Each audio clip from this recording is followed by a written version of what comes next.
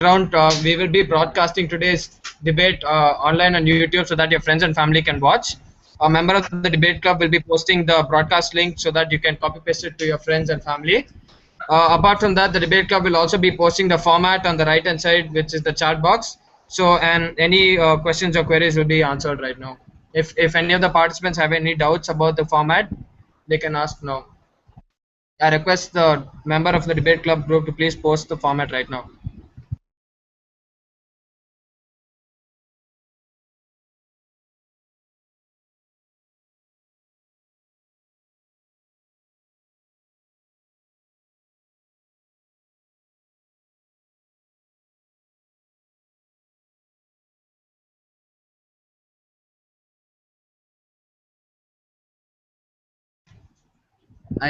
Okay. So the format has been posted. Are all the participants clear with the format?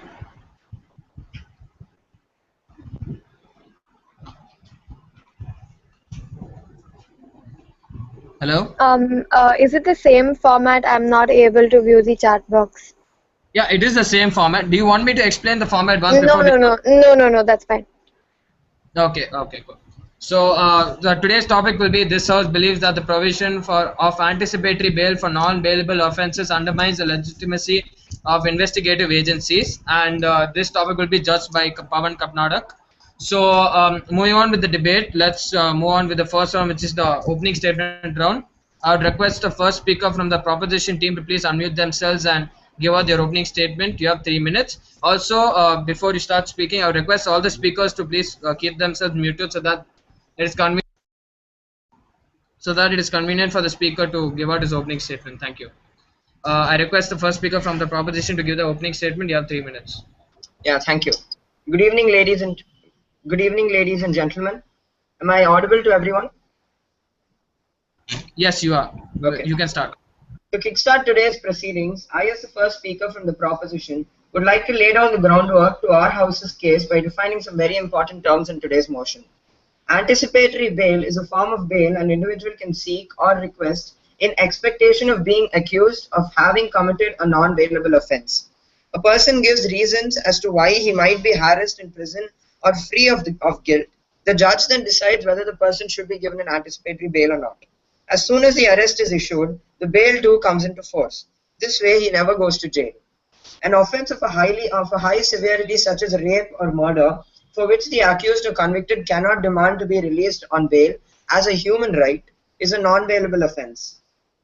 Investigative agencies basically refer to those bodies, either government-controlled or private, which are authorized to collect proof and present facts to the court to help in trials and judgments.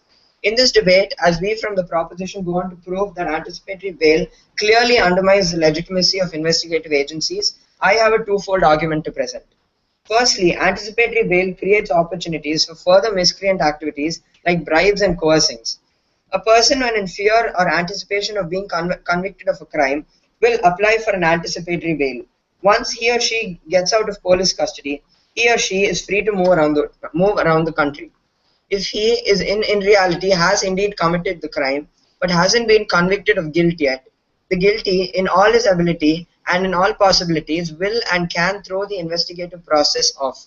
He could go about bribing people, creating alibis, coercing people with threats to make it appear like he isn't truly guilty. Anticipatory bail, which is common with politicians, wealthy people, and powerful people alike, use it to get out of false accusations made to humiliate them by their rivals. Being persons who hold great amounts of influence, they could take full advantage of the anticipatory bail and use money and muscle power to change the verdict in their favor. This, although not affecting the real verdict in any manner, definitely hinders an investigation and questions the legitimacy of investigative agencies.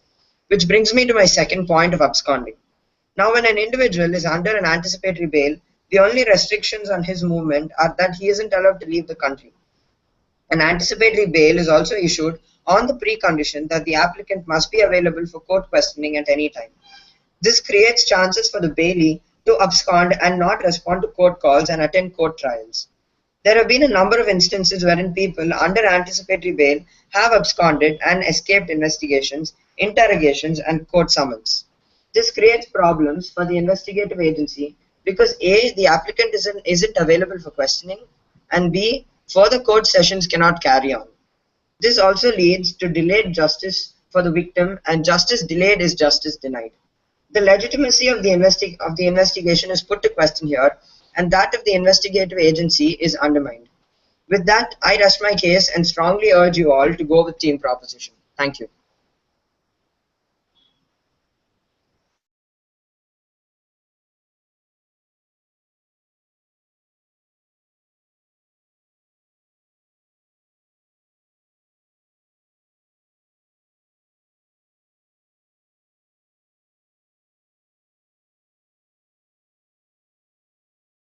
Hello?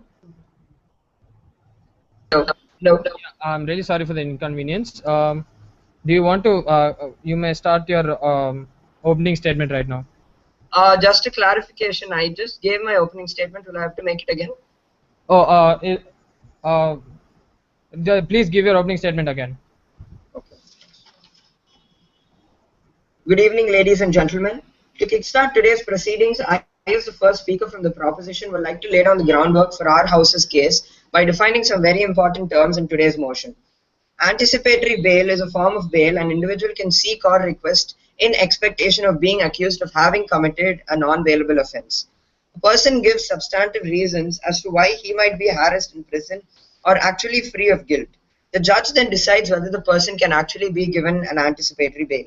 As soon as the arrest is issued, the bail too comes into force. This way, he never goes to jail. An offense of a high severity such as rape or murder, for which the accused or convicted cannot demand to be released on bail as a human right, is a non-bailable offense.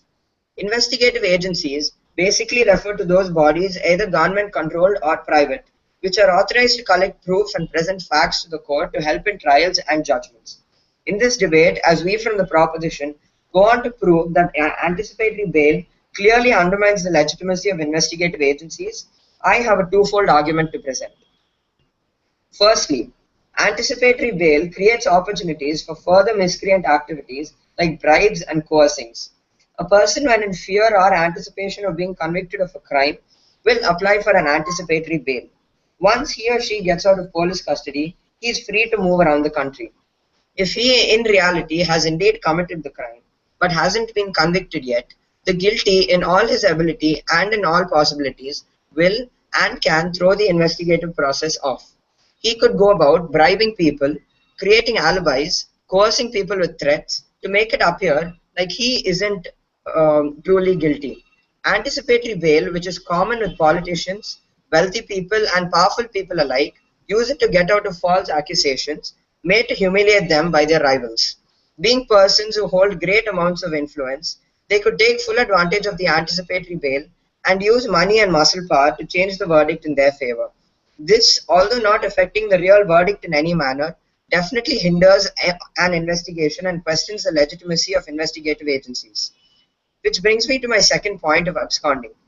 Now, when an individual is under an anticipatory bail, the only restrictions on his movement are that he isn't allowed to leave the country. An anticipatory bail is also issued on the precondition that the applicant must be available for court questioning at any time. I'm sorry to interrupt, you have only 30 seconds left. Yeah. This creates chances for the bailee to abscond and not respond to court calls and attend court trials. There have been a number of instances wherein people under anticipatory bails have absconded and escaped investigations, interrogations, and court summons.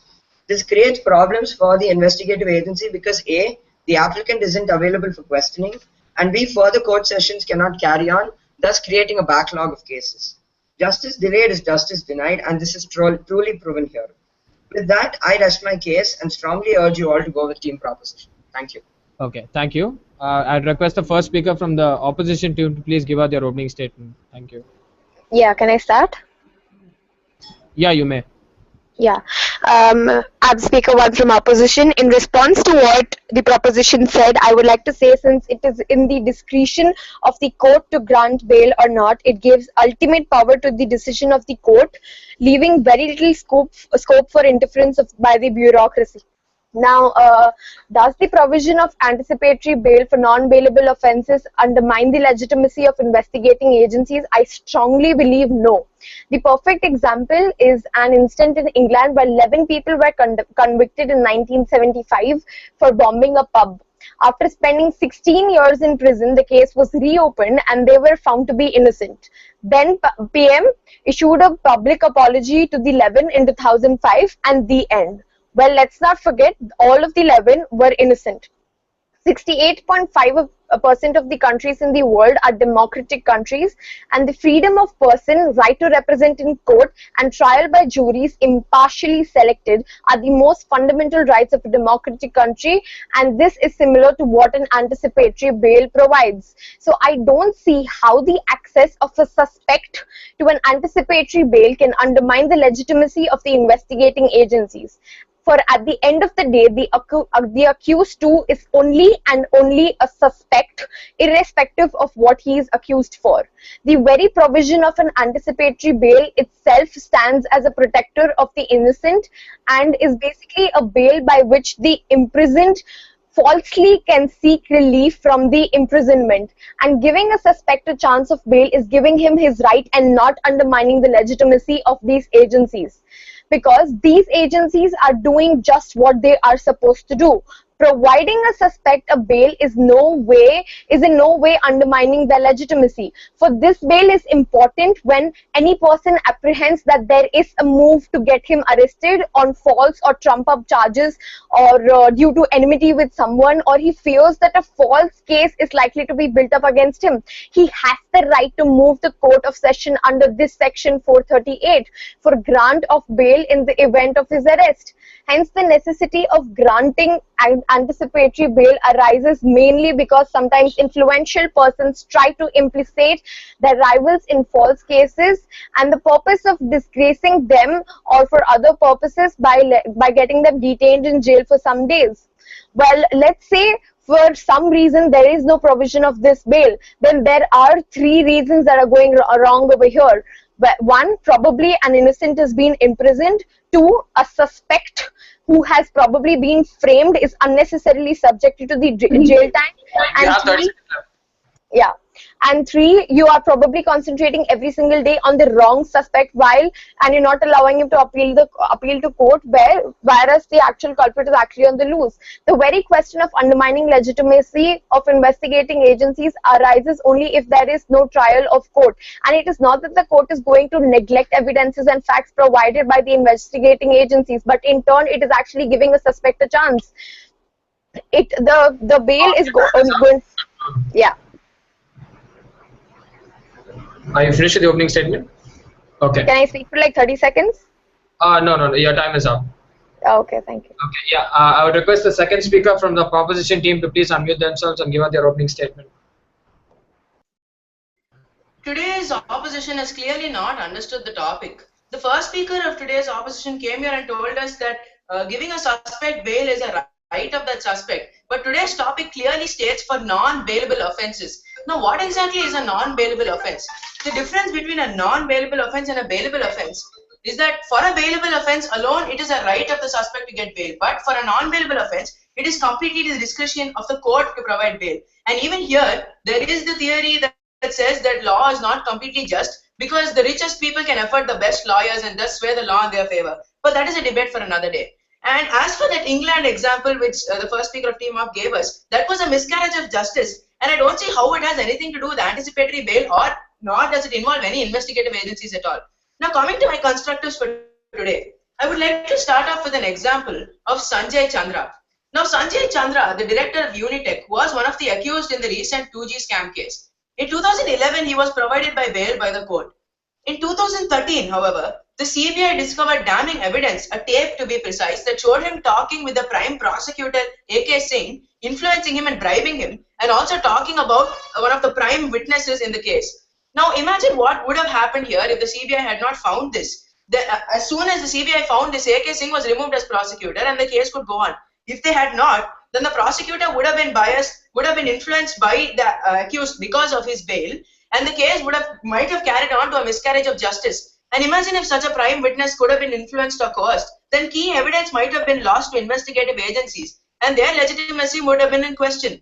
At the end of the day, ladies and gentlemen, you see that it is because of this bail that suspects have free access to do what they please. And this is especially so in the case of anticipatory bail. Imagine if, say, in a non-bailable offense, somebody who commits a murder or a rape goes for anticipatory bail and say if he's really rich and powerful, gets a really good lawyer and does secure his anticipatory bail, he can go onto the crime scene far before investigative agencies even start searching for it. He can destroy whatever evidence he wants to. And at the end of the day, that's so much harder. He makes life a lot harder for the investigative agencies at hand. At the end of the day, it's them who find it much harder to gather their evidence, and it's them whose legitimacy is in doubt. The fact is, what I'm trying to convey is, ladies and gentlemen, that because of anticipatory bail, suspects have a lot more freedom to do as they please, to tamper with crime scenes or to change whatever evidence or bribe or coerce, as my first speaker said. And at the end of the day, it's the legitimacy of investigative agencies that are finally going to go down. And apart from that, there are also other cases where, because of bail, criminals who are crime suspects have gone on to do further crimes while they are on bail. Take, for example, in the United Kingdom, for the last 5 years, over 350 killings have been done by these so-called bail bandits. I mean, it's bad enough when a victim suffers a serious crime, but it's adding insult to injury when he finds out that the person who did this crime to him was on bail at the time for another crime. And it's also highly possible that, I'd just like to finish. It's also highly possible that they'll abscond. Again, another example from UK, where 210 people in the Furnham district absconded while they are on bail, and their own MLA said.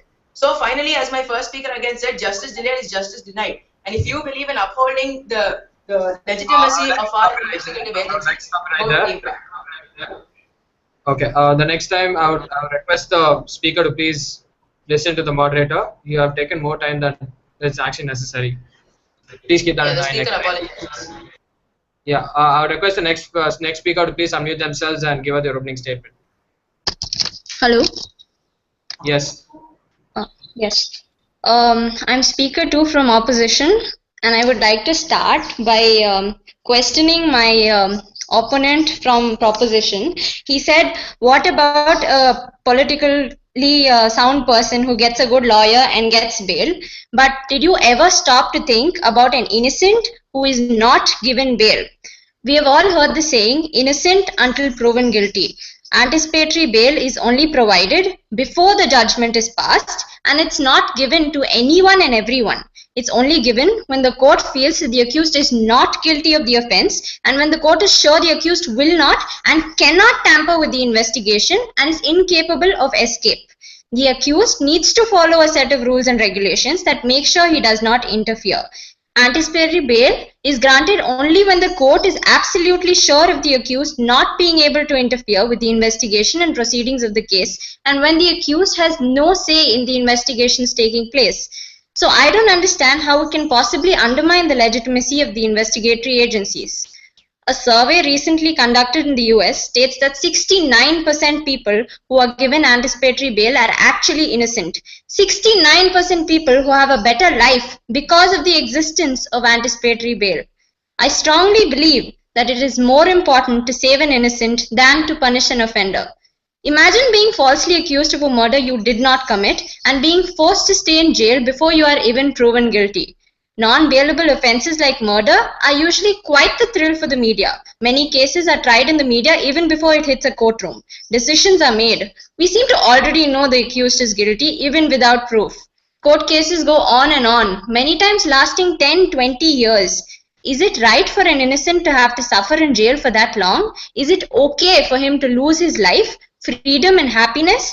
Will a person be able to live a normal life even if he is proven innocent after being tainted with the ways of a prisoner? Wouldn't he want the provision for anticipatory bail to exist? Or rather, wouldn't he need it? Sri Jayawardena, a resident of Karnataka, was granted anticipatory bail when accused of expecting dowry from his wife. The case went on for a really long time, and finally the court declared he was innocent and the allegations against him were wrong.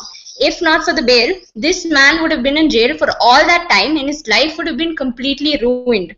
Why should an innocent man have to undergo unnecessary hardship, harassment and humiliation? Why should his personal life, liberty and reputation be ruined? It's true, many that live deserve death and some that die deserve life. Can we give it to them? No. Then why be so eager to pass judgment and take away a person's happiness without proper proof and investigation? How is the legitimacy of investigatory agencies being undermined when in certain cases the accused is most of the time prevented from contacting anyone else related to the case except his own lawyer? And frankly, tampering can be done even when the accused is in jail.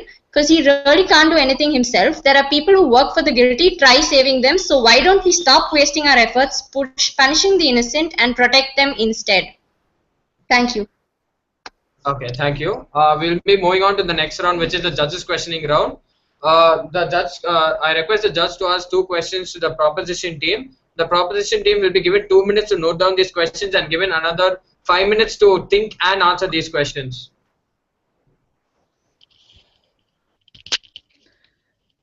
Okay, first of all, congratulations. You guys provided a pretty convincing stand on the topic by itself. My question to the members begin with, I'd like to question your definitions which were provided in the very beginning of your debate. You spoke about anticipatory bail being defined in terms of non-bailable offences only, but I hope the proposition realizes that anticipatory bails are normally provided even for bailable offences. That's not a question, that's just a point which I wanted to raise.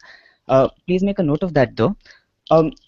The more important questions which I have for you people is, starting off with the example of Sanjay Chandra, which was provided, the various examples that you people provided and said that it's very possible for somebody to be absconding. I would like to know in what, can you people provide a valid...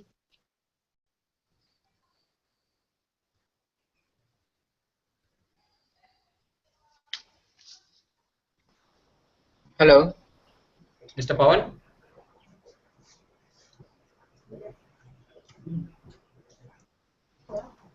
Mr. Pawan, I think you have unmuted yourself by mistake.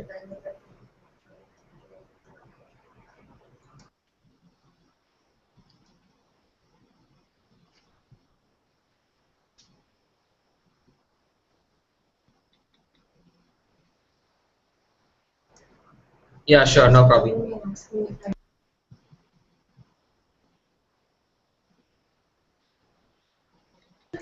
For those who don't have the chat box, the judge's mic system failed. He's putting up an alternative. Please wait for a couple of minutes. Thank you.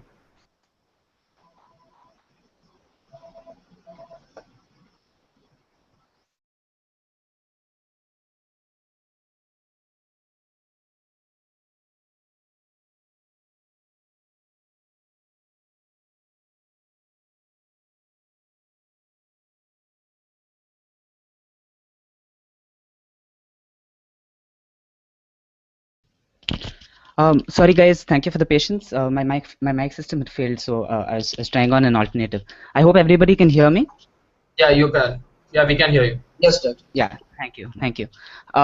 Yeah, the question to the team proposition. Your Sanjay Chandra example did not back up the fact put in by proposition speaker number 1, talking about cases where bailees have gone absconding, and because they have gone absconding, the case has not gone on in full swing. I would like to know if you guys have an actual example of somebody actually going abscond the favor, that tilting the case in favor of the guilty. I want to know if you guys can back that up with an actual example that exists. The second question to you, to the both of you, is the proposition speaker number 1 defined a non-bailable offense as something like rape and murder. Proposition speaker number 2 went on to suggest that imagine what would happen if somebody had actually committed a rape or a murder and was going out, was absconding and free because he got anticipatory bail. Are the members of the proposition aware that under a few subsections of section 438 there are clauses that prevent an anticipatory bail from being provided towards an offense which might entitle the guilty to a life imprisonment or a death penalty? Cases such as rape and murder invariably end up having such a punishment. So I would like to know how you guys can back up the fact that in cases which are comparatively mild, most cases which are relatively mild are normally being framed against somebody for the sake of defaming him. So in particularly mild cases where perhaps the most important reason why that case has been filed is to defame another person, in what way is it undermining the legitimacy of an intelligence agency? These are my 2 questions to you, and the point to begin with. You people can now go ahead and answer the questions. Thank you. I'm sorry, could you just repeat the second question again? Yeah, I can. Yes.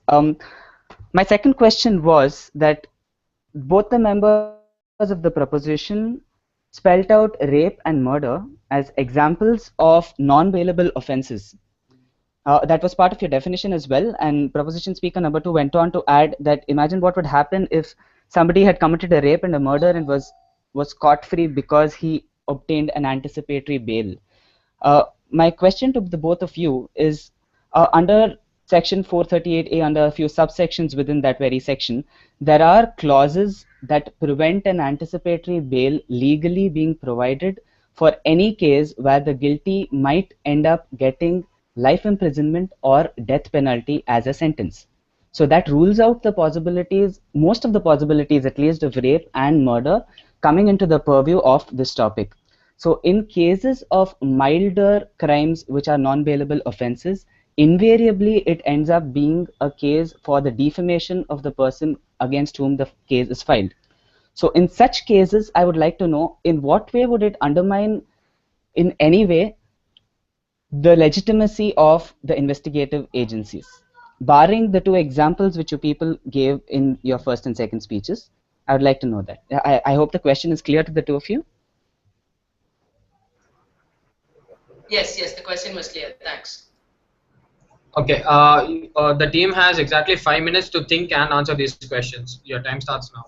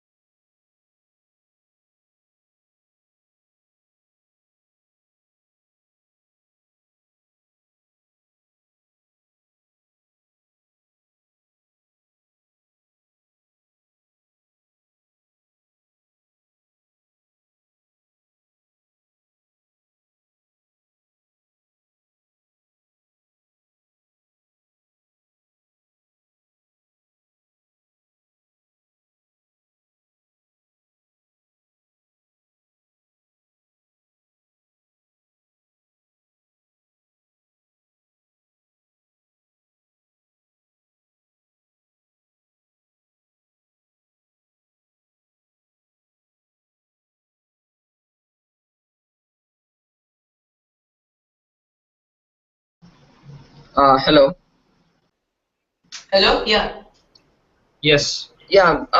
Firstly, I just like to clarify the comment made by the judge regarding mentioning of non-bailable offences in our definition.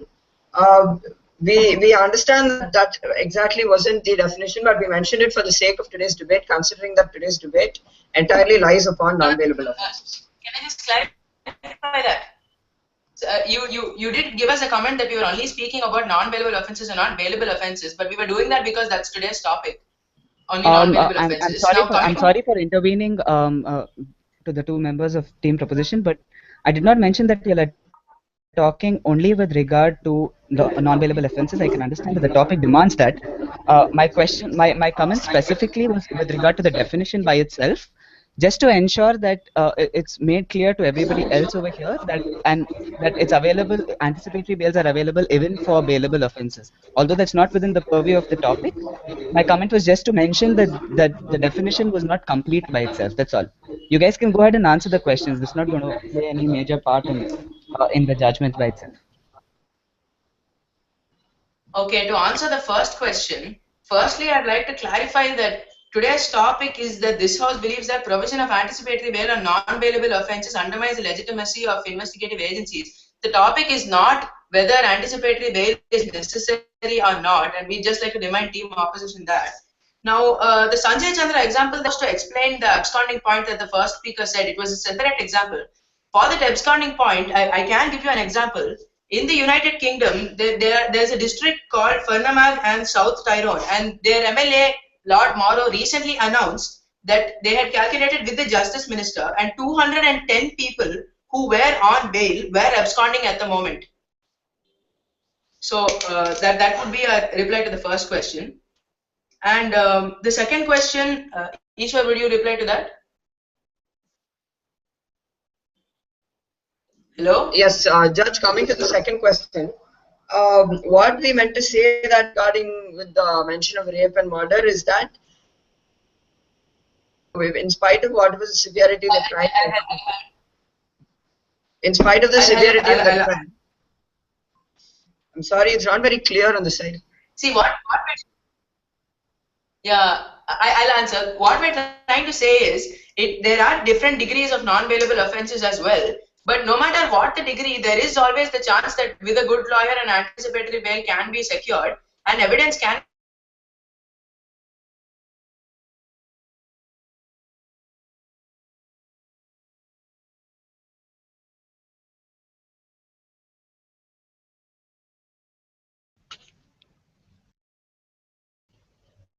Hello.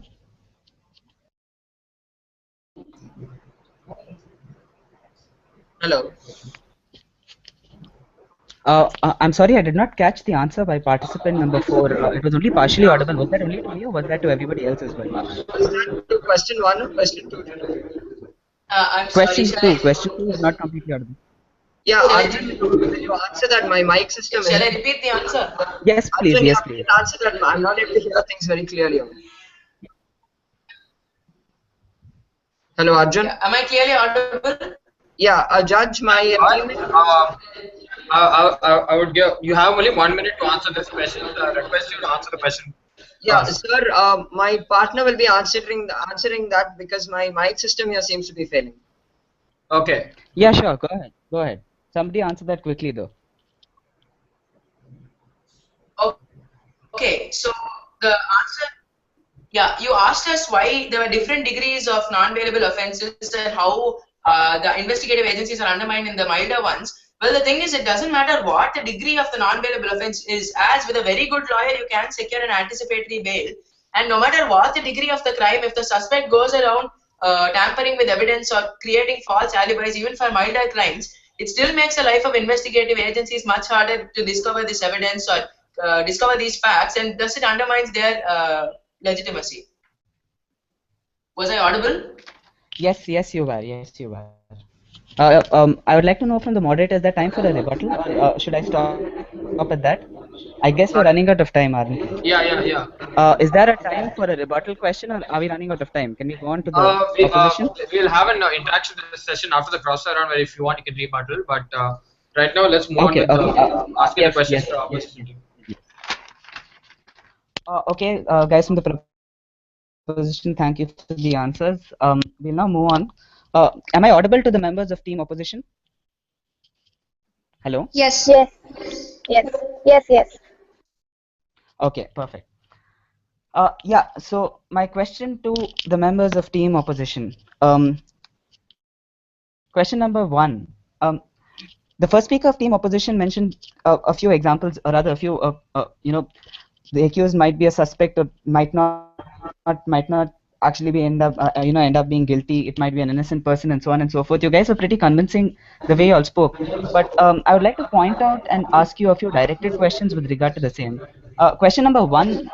Member of the team opposition mentioned the case of a person from Karnataka who was given anticipatory bail for a case with regard to his wife and dowry harassment. I would like another example for the same, and I would like to point out that the case by itself and the anticipatory bail by itself in that particular case was flawed, because when we actually go into the bylaws of section 438A, we realize that an anticipatory bail cannot be given in cases related to dowry harassment and harassment to the wife. So the very fact that the anticipatory bail was given in that case itself was something which was not completely lawful. So I'd like a more legal example with regard to the same, if it is available with you guys.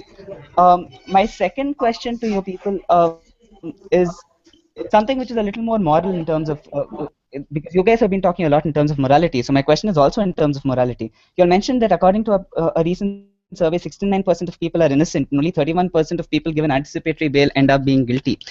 Now, my question to you all is, you all have made a perfect moral argument with regard to the fact that saving an innocent is more important than convicting a guilty. But I hope you realize that in certain cases, let's say in cases that threaten national security, there are certain non-bailable offenses for which people have obtained anticipatory bail. And when we are talking about terrorist organizations and members of terrorist organizations... Excuse me, sorry, can you repeat the second question? I wasn't able to hear. Yeah, no problem. Am I audible now? Were you able to Yes. hear the first part of the second question? Yes, first question I heard. Okay, perfect. So my second question is on a moral premise, since you people have been speaking in terms of morality. You all mentioned that 69% of people who obtain anticipatory bail are innocent. Only 31% of them are guilty, and saving the innocent is more important than convicting the guilty. Now, my question to y'all with regard to this particular statement and in general your moral arguments throughout the debate is, I hope you people realize that certain non-bailable offenses end up being a threat to national security. I'm giving y'all a case where perhaps somebody who's a part of a terrorist outfit, a terrorist organization, who is planning a major terrorist attack in any particular state in India, has obtained an anticipatory bail, given the fact that it's not something that can be punished by death or life imprisonment. In such a case where it actually undermines national security, don't you think that providing anticipatory bail in this case is not something that you can justify purely on moral premise? Because in this case, you're ending up putting the lives of the entire nation at jeopardy just for saving one particular person who may or may not be innocent. So I would like to know how your arguments would work and move ahead in terms of cases which are a threat to national security. You guys can now answer my questions. To the second question asked, in case of national threat, I would like to say one thing over here. Clearly, as we mentioned before, a suspect is only a suspect and one is innocent until proven guilty. Like the opposition clearly assumes that every suspect is bound to be guilty, it is not so. Even in case of terrorist attacks, say if this guy was actually innocent, the principal aim of this bail is removal of restrictive and punitive consequences of pre-trial detention of an accused. We can avoid that. What if he was actually innocent? And plus, if he was guilty, as my partner said, even in spite of him being in jail, he can do it in spite of him being in jail too. It's not necessary that only after he gets a bail he will come out and he will be a threat to national security. If he is actually a terrorist, he can, even though behind bars, he can actually he can still be a threat. Would you guys like to Mr. Boni, your voice is Hello? question before I rebut on this in case we have time? So Hello? Mr. Pawan, your voice was breaking. Can you please repeat what you said?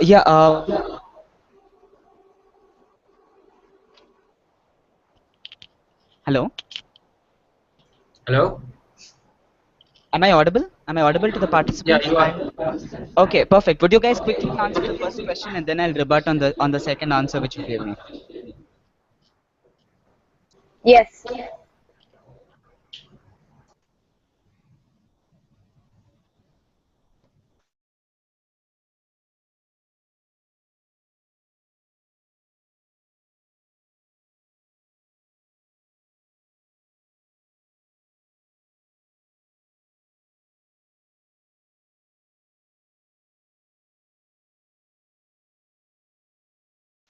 Hello? Yes, you're audible. You can go ahead. Your time's ticking.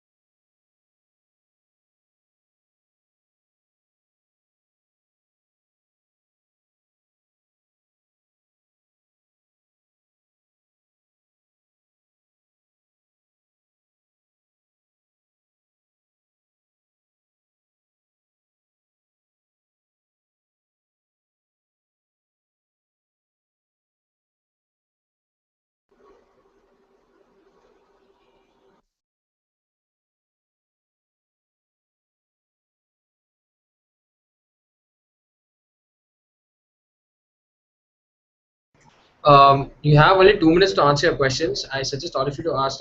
I suggest the team to quickly answer the question so that you can move on.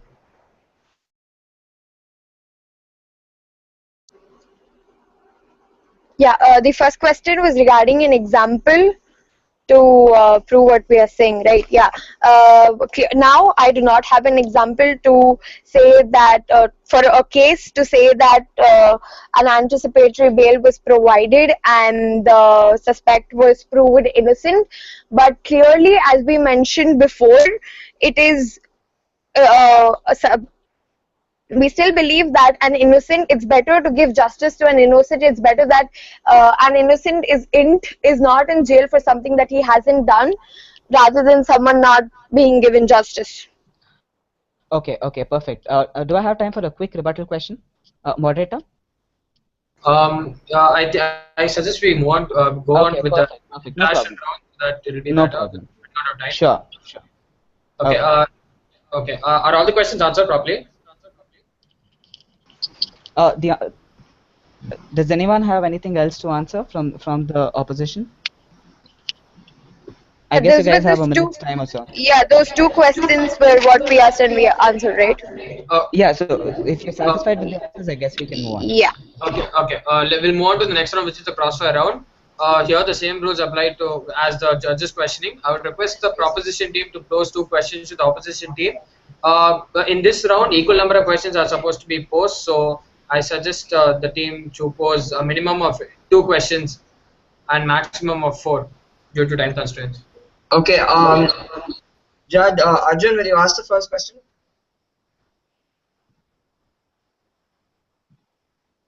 I think participant 2 has left the group chat. Is there any problem? 1 second, I'll just find out. Just give me a minute. Please do so fast.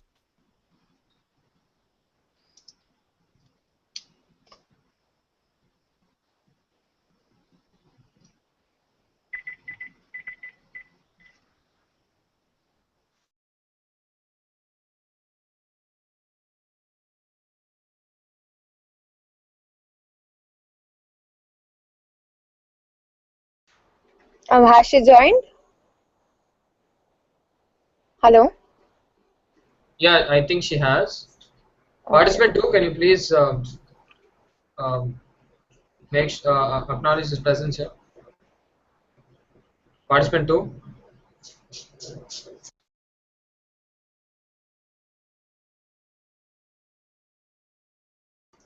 Participant 2, are you there? Can you hear us? Just give me a second, please. Please do so fast or we'll be forced to move on.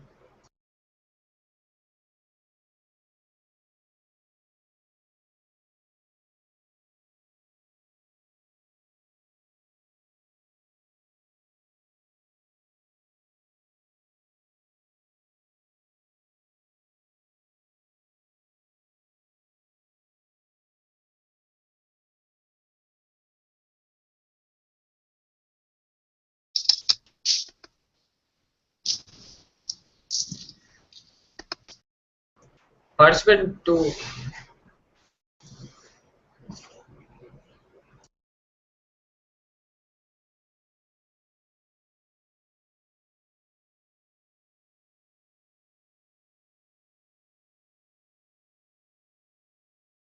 I know what.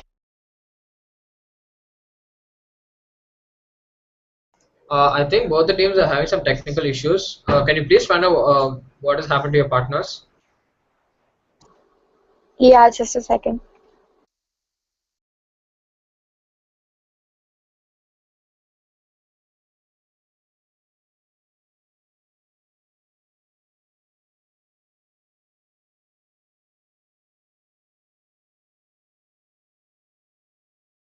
Yeah, I think she's joined. Hello? Yeah, is participant, can you hear us? Participant 2? Yes, yes, sorry. Okay. Participant 3, can you find out about your partner, please? Yeah, I just checked with the partner. He just needs a minute. He's just signing in again. Okay. Please do so fast. It's already getting late. Yeah.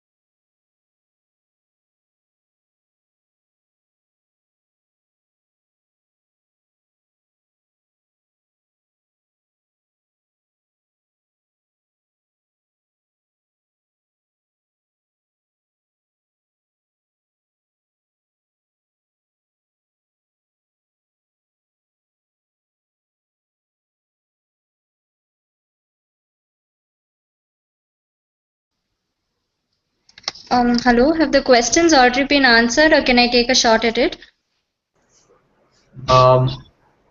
What questions are talking? The questions that the judge asked. I think both the questions were answered and we have moved on to the crossfire round. We're just waiting for participant 4 to arrive so that we can start the crossfire round. Okay. Can participant 3 please call up your partner and ask him to join fast?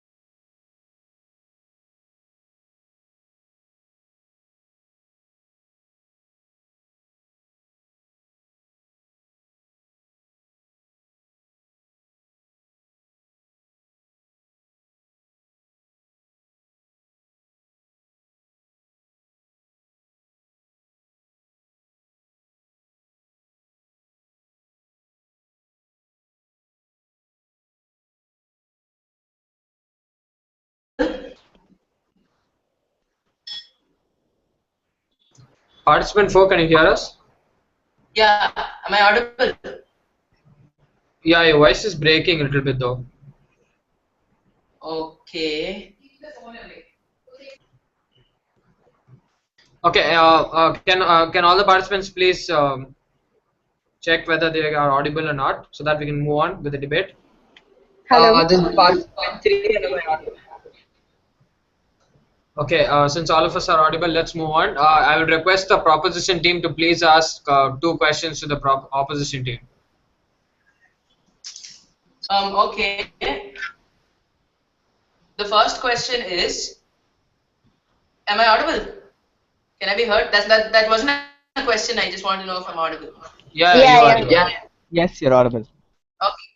Yeah. The first question is, considering that today's topic is not that this house believes that anticipatory bail is necessary, neither is it that freeing innocent people is more important than condemning the guilty ones. Considering that today's topic is that anticipatory bail undermines the legitimacy of investigative agencies, how exactly does team opposition's moral stand that the innocence of man is more important than imprisoning a guilty one pertain to investigative agencies or question their legitimacy? That's the first question. The second question is, am I heard? The second question is, Yes, please go on. team op themselves, yeah, you yourselves throughout the course of this debate have lamented that when the innocent are in prison, they cannot contact even their family and only the lawyer. And then you have told us that their terrorists in prison are able to contact their workers outside and get them to tamper with evidence for them. So can you please justify your statement in light with what you told us earlier? And the first speaker from the proposition would like to add another question. The proposition today stated that without anticipatory bail, we wouldn't know who the wrong suspect is. So basically, are you trying to value the innocence of one man over the lives of probably say 2,000 more in cases of attacks on national security? Yes.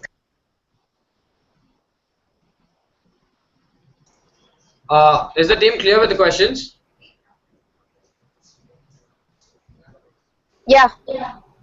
Okay, you have 3 minutes to think and answer them. Yeah, for the first question, I would like to say that the proposition clearly hasn't got what we are trying to tell.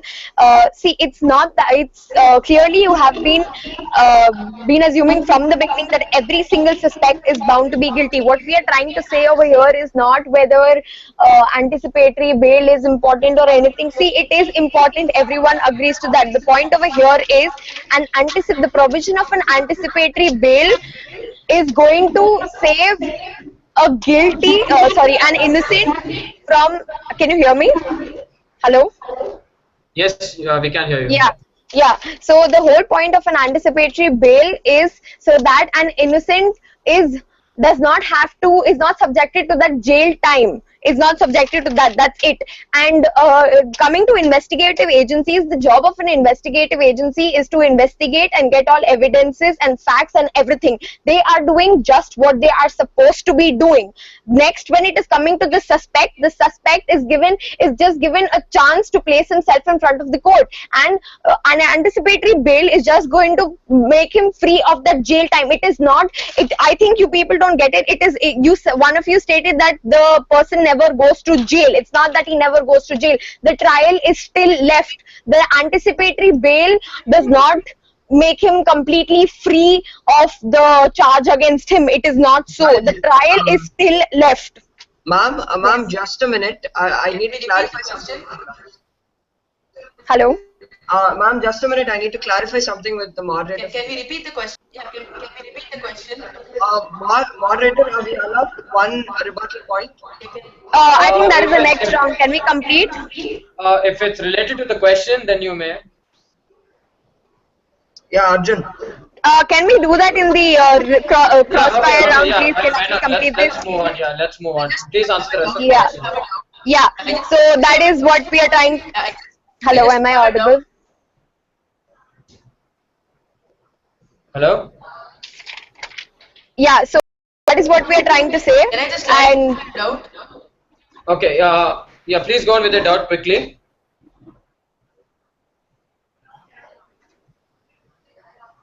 Hello, participant 3?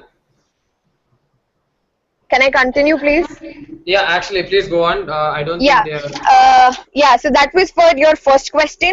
And coming to the second question of a terrorist or an innocent being in jail, we mentioned before that an anticipatory bail is given only if the court is satisfied and it believes that the accused person cannot tamper with the evidences or the facts. There are conditions only on which the anticipatory bail is given.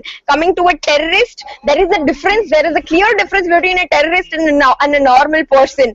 And what a terrorist can do inside the jail, it doesn't matter for a terrorist. Obviously, it's not mostly. It's not just one person. It is a terrorist group. So he can do something being inside as well. So that's one thing. And what was the third question again? I think let's limit this to 2 questions due to time constraints, and since the time is already moderator, Sorry, participant just 3? one more quick question, moderator, please. Okay. You have only 30 seconds to answer that though. Yeah, okay. Ma'am, the third question would be, you spoke a lot about morals and innocence of people. So when a person has committed a crime that says, that let's say puts 2,000 lives at stake, are you actually willing to give up 2,000 lives for the innocence of one man? That is exactly what I said. You clearly have seemed to be assumed that every single suspect is bound to be guilty. It is not so. Ma'am, you do realize that it's only a 50%? One second. See, an anticipatory bail is given only when the court is satisfied and the court believes that the accused person cannot tamper with the evidences and the facts or the investigation. He is given an anticipatory bail only when the court is assured, and he's not allowed to go out of country without any permission, and there are various conditions on which the anticipatory bail is given. So if an anticipatory bail is given, as we said previously, 69% of them are clearly proved to be innocent. Please conclude your answer. Yes. Yeah, that's it. I'm done. Okay, cool. Now moving on, I would request the opposition team to ask 2 questions to the proposition team. Yes. Um, Participant 2 has left the debate. Is there any problem again? Uh, Is there any technical issues? one second, 1 second.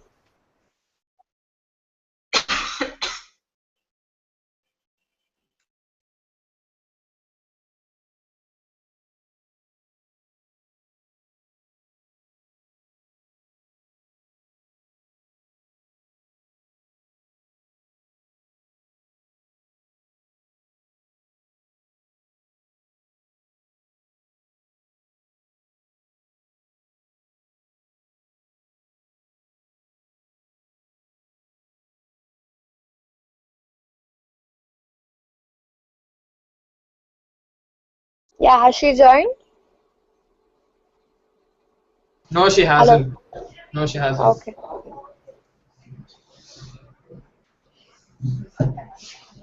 Please note that if the participant does not arrive, we will have to cut down the time limit on other rounds, and it will it won't make this debate fun. So please ask participant 2 to join fast.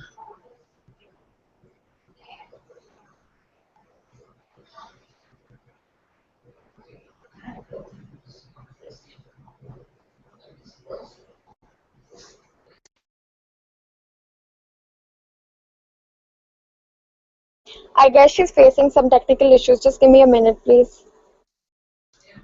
Please note that if she doesn't come by 5:20, which is exactly 4 minutes from now, I'll be forced to move on to the next round, Yeah, and we'll have to cut down yeah, on the interaction session as well.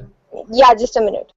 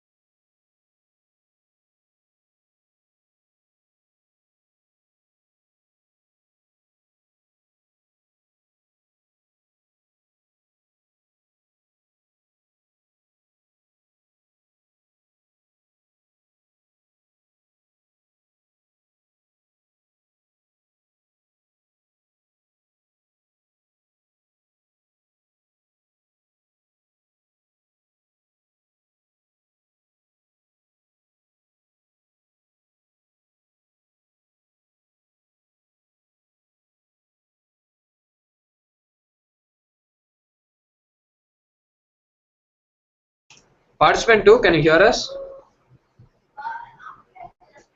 Participant 2, hello, participant 2.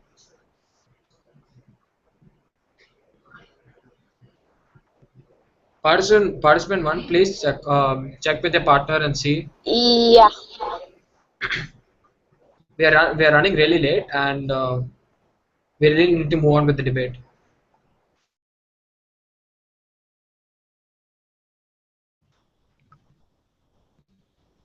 Just a suggestion to you guys, in case participant number 2 is unable to set right her technical issues, you guys can converse over the phone and decide what questions you'll want to ask. And participant 1, given that she's not facing any technical issues, can go ahead and pose those questions to the proposition. So in case it doesn't work out, you guys can do that as well. Yeah.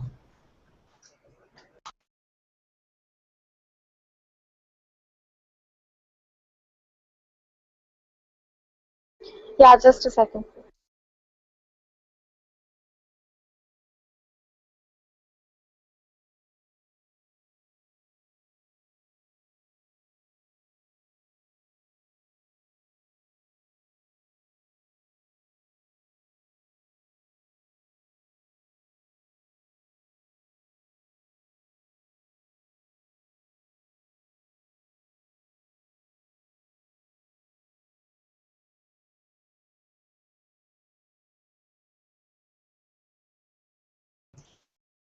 Participant 2,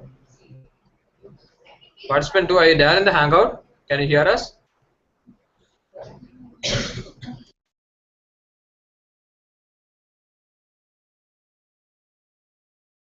I guess she has joined. She has joined, but Hello. hello, participant two.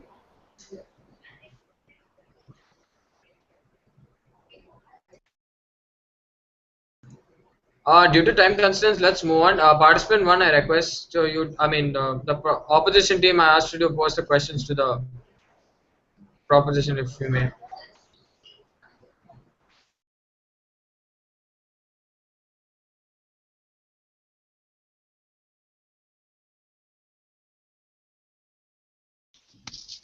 Can I ask the opposition my question? Yeah, please do. Okay. The opposition said that most people who are politicians and wealthy people are capable of giving bribes and creating alibis, threatening people after they get bail. I don't understand how they can't do it from inside the jail.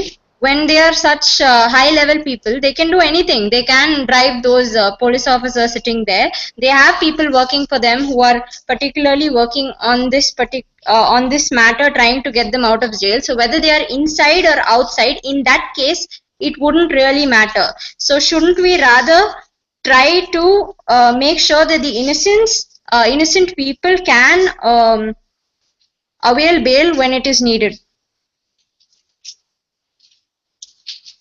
That's it.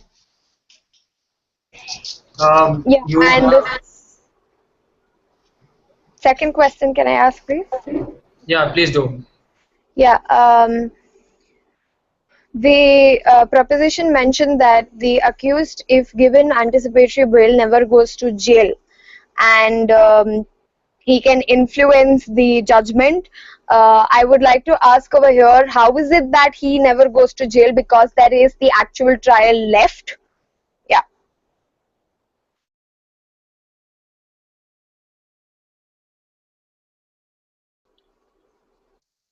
Hello. Can we have a few minutes to discuss? Yeah, you have exactly 5 minutes to discuss and answer the questions. Your time has already started.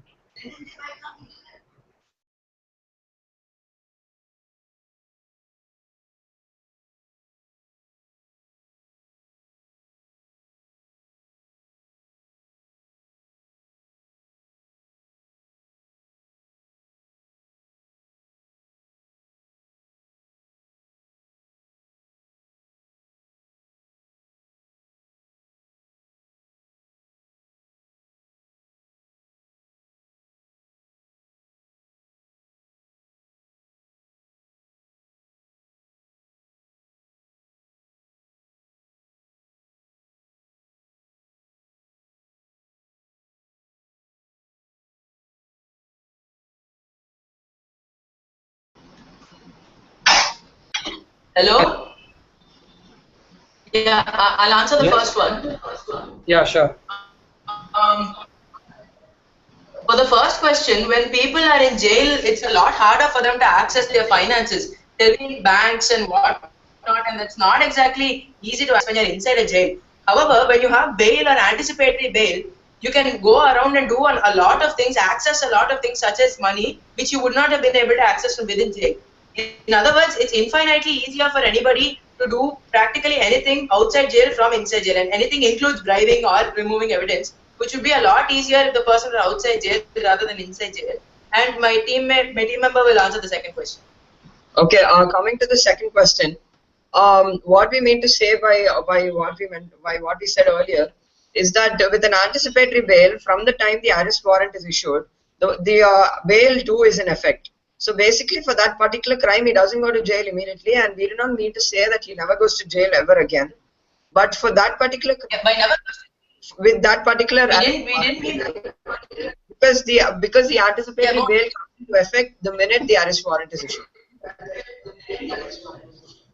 by never goes to jail, we did not mean the literal meaning. We just meant that with the usual arrest, you go to jail and then get bail. But I'm sorry, your voice is don't go to cracking. I jail cannot for that hear. moment at all until the anticipatory bail may expire, until they push for renewal of it. Can I repeat what I said? Hello? I think your voice is breaking. Can you please repeat what you said? Yeah. Yeah, okay. By never goes to jail, By we never did goes not to mean the literal meaning. I'll answer this. Yeah. No, I'm very sorry Okay. for interrupting, but if one of the two proposition speakers could mute their mics while the other is speaking, I guess that will make it more clear for everybody else. Arjun, mute yours, I'll answer this. Okay, so what I exactly meant to say when we said that he never goes to jail is that with an anticipatory bail, the bail is in effect the minute the arrest warrant is issued. So what he meant to say is that it's not like he never goes to jail ever again, but he cannot be taken to jail for that particular crime unless there's a application for a renewal or a reopening of the case, because for that particular arrest warrant, the bail is in effect from the time the arrest warrant is issued. Can I continue from where Ishwar left off? Yeah, but you have only 30 seconds to conclude if. Yeah, I'll just clarify. Ishwar, mute yourself. Yeah, but as my teammate was saying, we do not mean that he'll never go to jail ever. Usually when can I talk? Yeah, please go on. Usually when an arrest warrant is given, usually the person goes to jail first and then gets a bail to go back out and do what he does. This usually gives investigative agencies enough time to do what they want to do. However, in the case of anticipatory bail, he doesn't go to jail when the arrest warrant is issued, because the bail comes into effect from the second that the arrest warrant is issued. If the when the arrest warrant is given, he doesn't go to jail. This is what we meant by never goes to jail. We merely meant that he does not go to jail when the arrest warrant is given until the bail expires. Okay, thank you. Due to time constraints, we will not be having the interaction round, but we will be directly. Can we have like 1 minute, please? Just okay. 1 minute. Okay, Yeah. we have exactly 1 minute. Yeah. First, you said that the agencies can do 5 minutes. Am I clear? Thank you. Yeah. You said that we do these people. understand. We do understand. 1 your second, point. can I We speak? do 1 second. understand your point. 1 second. Okay, 1 second. Can I speak, please? Excuse 1 me. second. Let me just finish my point. Let me You just finish my spoke. point. You just Guys, spoke. You whoever just has to answered. please 1 mute their second. mics. Excuse me. Yeah, as a moderator, I would request. I would give 30 seconds to each team if they have any questions or so, and they will be given little time to answer them. But I would request the proposition team if they have any questions to ask them first. Thank you. Yes, we do have questions. Can we ask them? Yeah, if you are, please go on first. Yeah. Firstly, see, we do understand that anticipatory bail does help to stop innocent people from getting jailed. We just don't see what this has to do with the legitimacy of investigative agencies at all. I mean, we understand it's important for innocent people not to go to jail wrongly, but that's not the topic today. Could you The please topic today is limit whether the question? anticipatory bail affects the legitimacy of. Can I speak? Yeah, that's a question. We want to know what exactly team op means by that. How exactly? 1 second. I got it. See, one, you said that by the time these people are in jail, the investigative agencies can do whatever they want to do, whatever investigation they want to do. One, they are in jail because the investigation is done and they suspect that they are the criminal or whatever. And two, one second. And the concept of a bail after conviction with the 1 second. And two, you said that the renewal of bail and everything. I hope you realize that there is a trial left. That is not the final trial. And to what you asked, you clearly don't seem to get it. This bail is important for the innocent, and it does not undermine the legitimacy because the investigative agencies are done with what they had to do. They are done with their investigation. They have accused a person. They have left him with his charges. Now he is applying for bail. Now this bail, and whether he gets it or not, that does not undermine the legitimacy of any investigation agency in any way. Ma'am, could you just rebut that with 1 point? Sorry? Could you give us a couple of seconds? Hello? Please do so fast. I'm giving you exactly, guys, 1 minute exactly to do any I'm done, thank queries. you. But after this, I would like to stop all of you. So coming to the opposition today clearly misunderstood the concept of a bail after conviction with that of an anticipatory bail. The proposition clearly does not seem to understand that the provision of this bail is clearly after the investigative agencies are done. Moderator, I thought I've given a minute without any interruption. Yeah, yeah. I would request only the person who wants to speak I'm can do extremely so. sorry for intervening over here. I would like to point out a fact at this point of time, a small fact check to both the proposition as well as the opposition. Just to get your facts right. Point number one, to team proposition, when you all mentioned that in case you have an anticipatory bail, unless and until it's renewed or whatever, it does not happen. Well, there is still a trial pending. So in case the trial works towards, it ends up getting the person convicted, then in spite of the anticipatory bail, then he can be put into jail. And as far as the opposition is concerned, even you got your facts slightly wrong. When you're talking about a bail being, the investigation already being done before somebody is given an arrest warrant, that's not the way it normally works. Normally, a person might be put in jail during the period of the trial. So during the period of the trial, the investigative agency is still free to look for evidences, and that's what the proposition is talking about at this point of time. Thank So you, if you Judge. both could please understand the facts. Yes, please, go ahead. Yeah. And Okay. I would also like to ask the opposition as to how I would like to stop you all here. Due to time constraint, we really can't have another question. So we'll be moving on to the closing statement round. I would request one speaker from the proposition team to give out their closing statement. You have only 1 minute to give out your closing statement. Thank you.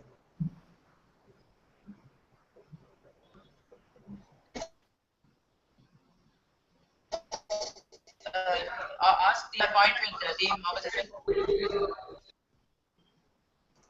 Proposition team, please give out your closing statement.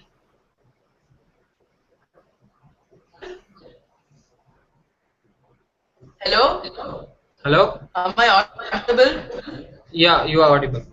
Yeah, okay. In that case, I'm giving the closing statement for on-site proposition for today's debate. So, what exactly have we told you today? Firstly, we've told you how anticipatory bail is given. It's a lot rather than if it's out. When anticipatory bail is given to that person, he may be guilty or he may be innocent. But the fact is, he able to do what he wants by tampering with or coercing people not commit the crime. We would also like to remind you, ladies and gentlemen, that the verdict of the bail is not the verdict of the case itself, and so miscarriages of justice will not happen with bails, which is what team opposition is implying. Also, we have told you today that it's important for people not to spend not to unjustly spend time in jail. We have proved to you that anticipatory bail, rather than morally being right or wrong, does indeed undermine the legitimacy of making their jobs much harder. As people with anticipatory bail can tamper with evidence, can change. Okay, time is up. I'd like to stop you here. And can commit further crimes.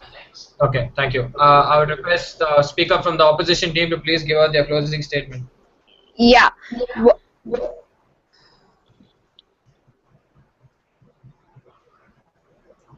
Your time has started. Hello, am I audible? Yeah, you are. Please do. Yeah.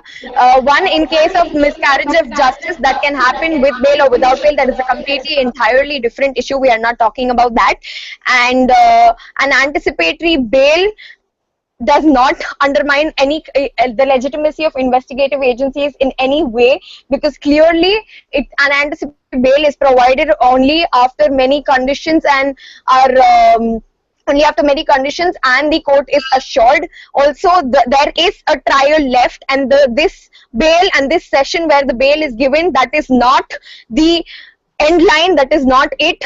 There is a trial left, and because of which, in no which way does this undermine the legitimacy of investigative agency, because it is ensured, this bail is given only once it is ensured that the person cannot tamper with the evidences which the proposition has been speaking. So I strongly believe that in no which way it can undermine the legitimacy of investigative agencies. Thank you.